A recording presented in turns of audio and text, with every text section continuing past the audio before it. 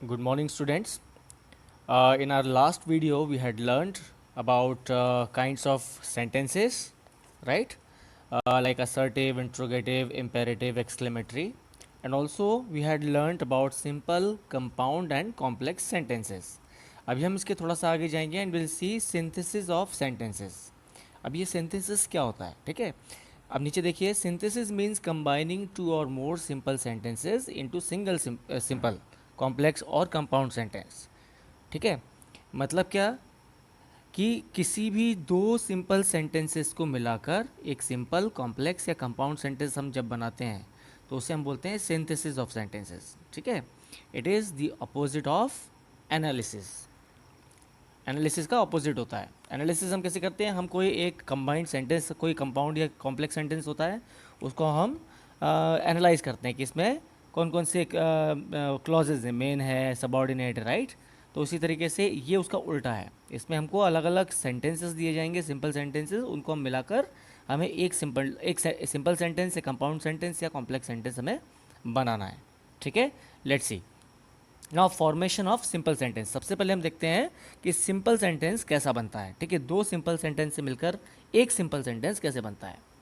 Late us now discuss the various methods of combining two or more simple sentences into one simple sentence. ठीक है, bye using अ participle. सबसे पहले हम देखते हैं पार्टिसिपल का यूज़ करके हम कैसे दो सिंपल सेंटेंसेस से एक सिंपल सेंटेंस बना सकते हैं. देखिए नीचे दो हम एग्जाम्पल्स देखते हैं. I was tired of walking, I wanted to take a rest. अब इसको कैसे बनाया है? इन दोनों सेंटेंस को जोड़कर उन्होंने being tired of walking, I wanted to take a rest. यहाँ पर आप देखो, यहाँ पर पार्टिसिपल का यूज़ किया है, यानी कि बीइंग टायर्ड कर दिया, बीइंग का यूज़ कर दिया, right. Being tired of walking, I wanted to take a rest, और पूरा एक सेंटेंस बन गया ये by using an absolute phrase. ठीक है, एब्सोल्यूट फ्रेज क्या होता है? देखो example, the examinations were over, all the students left the college. यानी कि एग्जामिनेशन खत्म हो गई, पहला सेंटेंस, और all the students left the college, सारे स्टूडेंट्स ने कॉलेज छोड़ दिया. अब इसका पूरा एक सिंपल सेंटेंस हम कैसे बनाएंगे?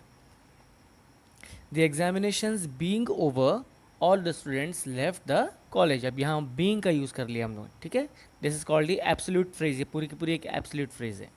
The examinations being over, all the students left the college. Absolute phrase मतलब क्या? जब एक पार्ट की दूसरे पार्ट पर डिपेंडेंसी होती है. ये देखिए, दोनों पार्ट की एक दूसरे पर डिपेंडेंसी है. ठीक है, तो ये एब्सोल्यूट फ्रेज हो गया. Let's move further. By using an infinitive, I have some letters, I must write them today. अब इन्फिनेटिव क्या है? जैसे टू इन्फिनेटिव होता है, राइट. तो हम टू का यूज़ करते हैं. I have some letters to write today. पहले दो सेंटेंस क्या है? आई हैव सम लेटर्स, मेरे पास कुछ लेटर्स हैं. आई मस्ट राइट देम टुडे, मुझे उन्हें आज लिखना चाहिए. ठीक है, तो उन्होंने सेंटेंस किससे बना दिया दोनों को मिलाकर?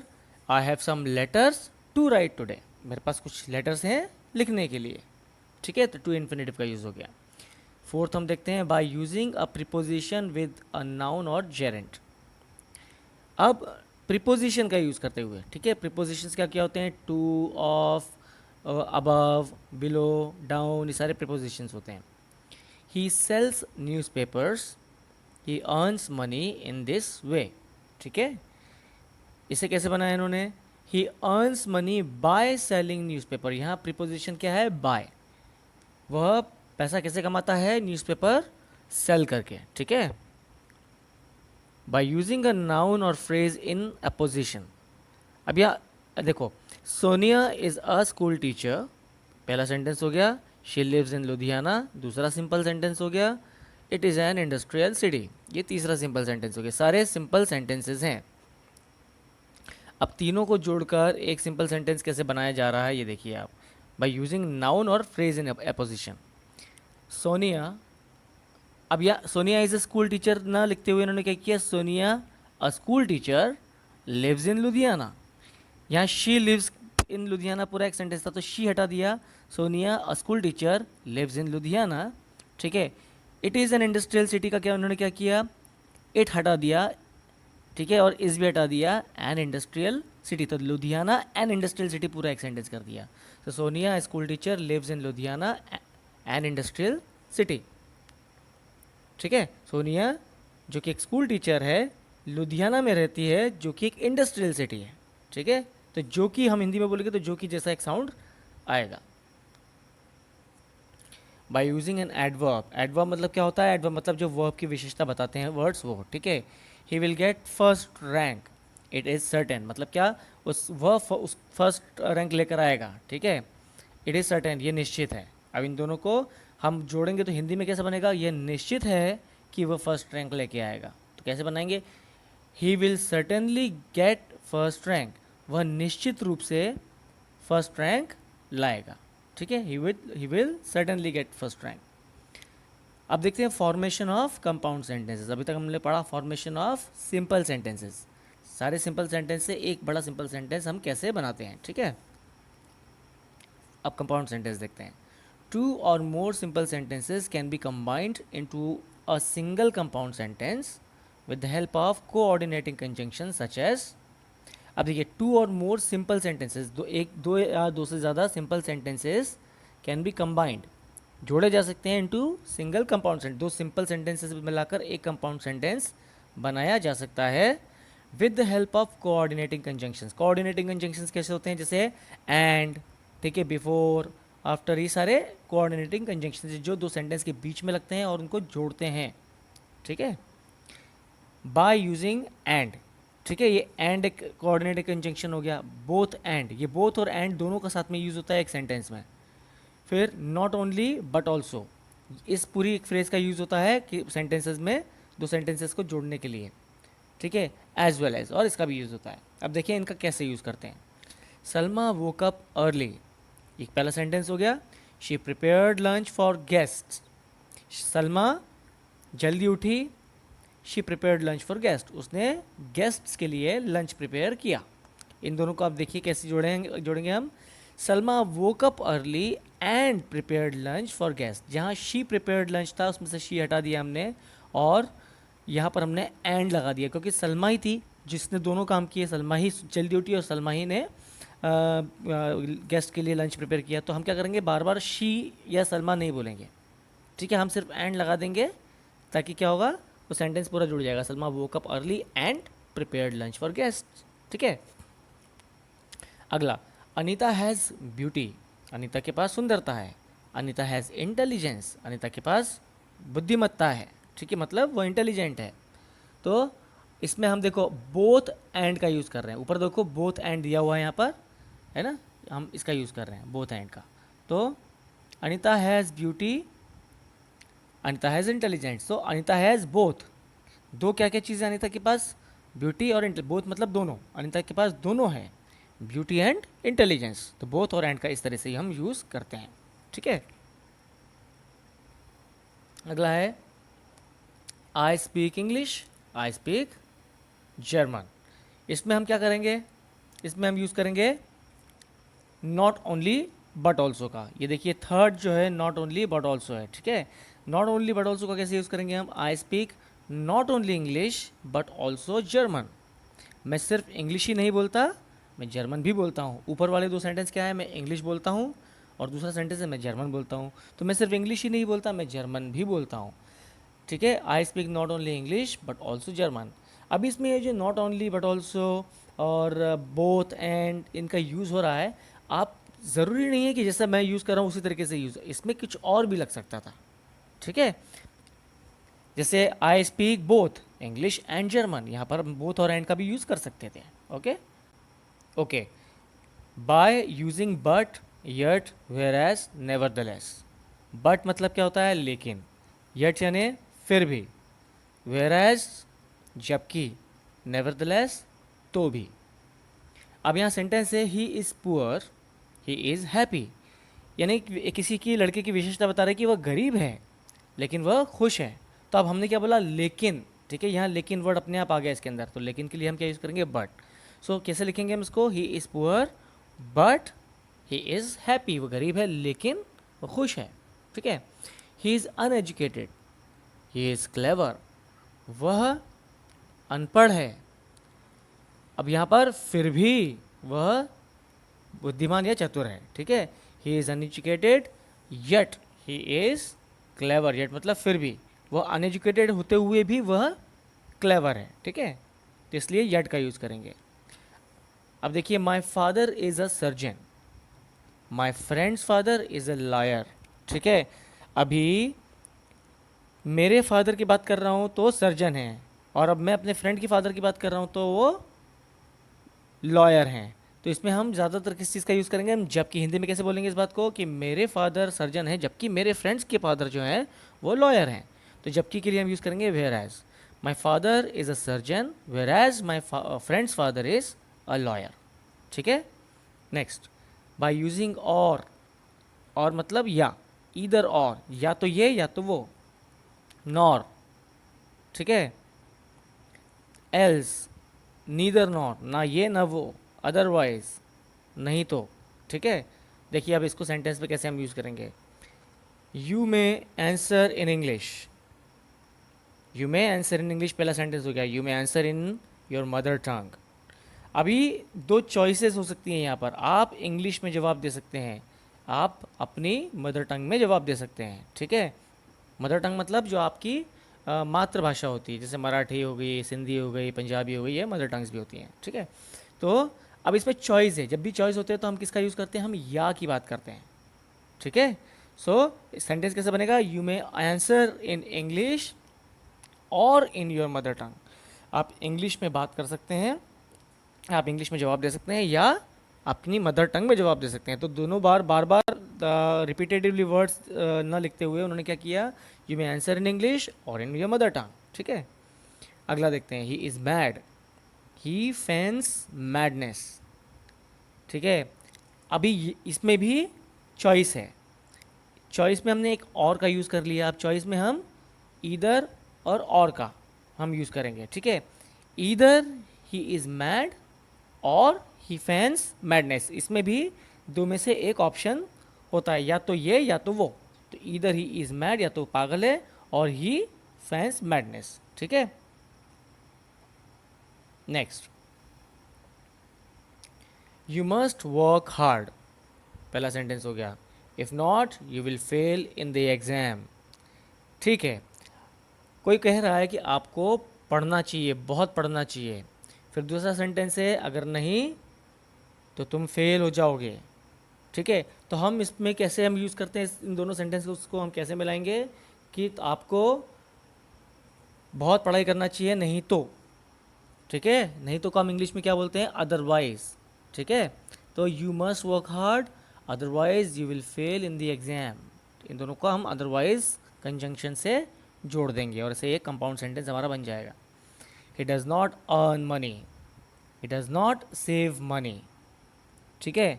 वह ना तो मनी कमाता है, वह ना ही मनी को सेव करता है। तो ना ये ना वो, उसके लिए हम नीदर और नॉर का यूज़ करते हैं, ठीक है। He neither earns nor saves money, वह ना तो कमाता है ना ही पैसा सेव करता है, ठीक है। चौथा देखें, by using for and so, for का यूज़ देखना है और सो का यूज़ देखना है, ठीक है। यहाँ हम कर क्या रहे हैं, हम कर रहे हैं दो सिंपल सेंटेंसेस से एक कंपाउंड सेंटेंस हम बना रहे हैं कंजंक्शंस के थ्रू, ये सारे कंजंक्शंस हैं। तो पहला देखते हैं, she must be a teacher, ठीक है, she explains the poem very clearly. अब देखिए इसमें फॉर का यूज़ कैसे किया है, she must be a teacher for she explains the poem very clearly, बीच में बस फॉर लगा दिया और दोनों सेंटेंसेस को जोड़ दिया है। He has been working hard, he will get promotion. अब ये दोनों सेंटेंस देखो कैसे रिलेट कर रहे हैं अपने से, मतलब एक दूसरे से, ठीक है। कि वह बहुत हार्ड वर्क करता है, बहुत मेहनत करता है, इसीलिए उसका प्रमोशन हो जाना चाहिए। तो इसलिए को हम क्या बोलते हैं इंग्लिश में, सो, ठीक है। सो का यूज़ करते हैं इसी के लिए, he has been working hard so he will get promotion, ठीक है। दोनों सेंटेंसेस के बीच में सिर्फ सो लगा दिया है हमने, तो इससे उसका मतलब निकला इसीलिए वाला, ठीक है। आगे बढ़ते हैं, फॉर्मेशन ऑफ कॉम्प्लेक्स सेंटेंसेस। अभी कॉम्प्लेक्स सेंटेंसेस हम कैसे बनाएंगे, अभी हमने सिंपल सेंटेंसेस देख लिया कि दो सिंपल सेंटेंस दे दिया तो उससे एक सिंपल सेंटेंस कैसे बनेगा, ऐसे ही दो सिंपल सेंटेंस मिल गए तो उससे एक कंपाउंड सेंटेंस कैसे बनेगा, वो हमने सीख लिया। अब हमको सीखना है कि दो सिंपल सेंटेंसेस मिल जाते हैं तो एक कॉम्प्लेक्स सेंटेंस कैसे बनेगा, ठीक है। 2 or more simple sentences can be turned into one complex sentence by using a noun clause, an adjective clause or an adverb clause. अब ये noun clause, adjective clause और adverb clause क्या होते हैं, ये पिछली वीडियो में एक्सप्लेन किया गया है. आप चाहो तो पिछले वीडियोस देखो अगर आपको याद नहीं आ रहा है तो, और वहाँ से आप ये सीखो. ठीक है. Now let's move further from here. Bye using a noun clause, a noun, अभी थोड़ा सा एक्सप्लेनेशन इसमें भी दिया हुआ है. नाउन क्लॉज क्या होता है, एडजेक्टिव क्लॉज क्या होता है, एडवर्ब क्लॉज क्या होता है, ये थोड़ी थोड़ी एक्सप्लेनेशन हमें यहाँ पर भी मिलेगी. ठीक है. A noun clause is a subordinate clause which does the work of a noun in a complex sentence. ठीक है. एक नाउन क्लॉज क्या होता है, वो एक सबऑर्डिनेट क्लॉज होता है.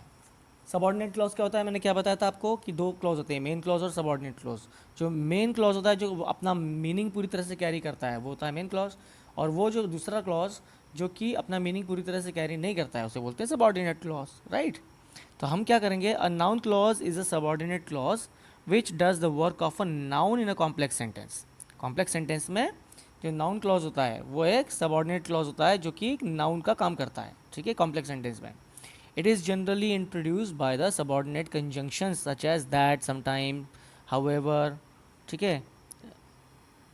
To frame complex sentence.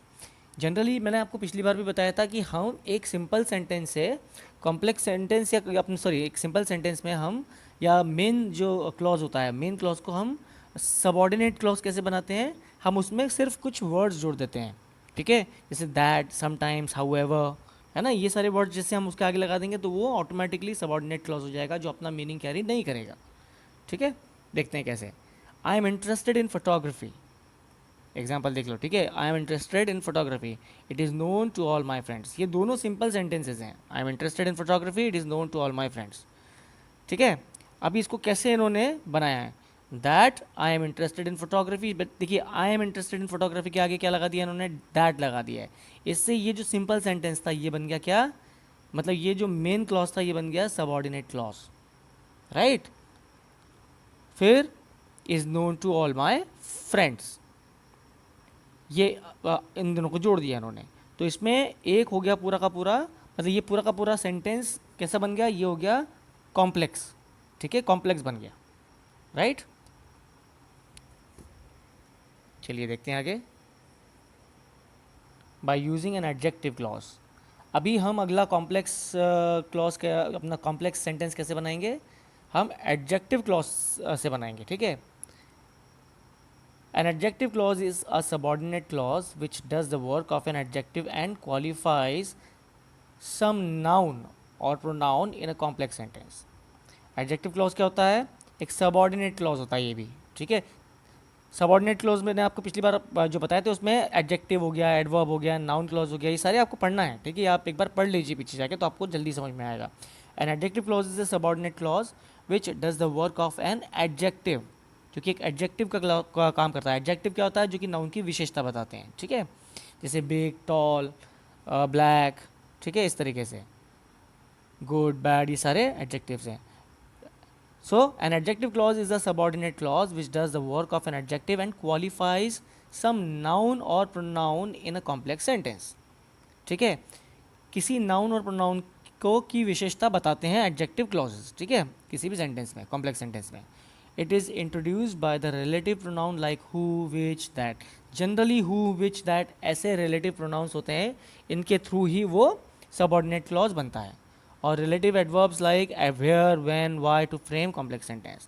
देखो आप example, the women was very kind. जो औरत, किसी एक औरत की बात कर रहे हैं, वो बहुत दयालु थी. She helped the poor girl, उसने गरीब लड़की की मदद की. अब इसके अंदर हमें क्या करना है, इसको एडजेक्टिव क्लॉज बनाना है. एडजेक्टिव क्लॉज कैसे बनेगा, हु से या विच से या दैट से.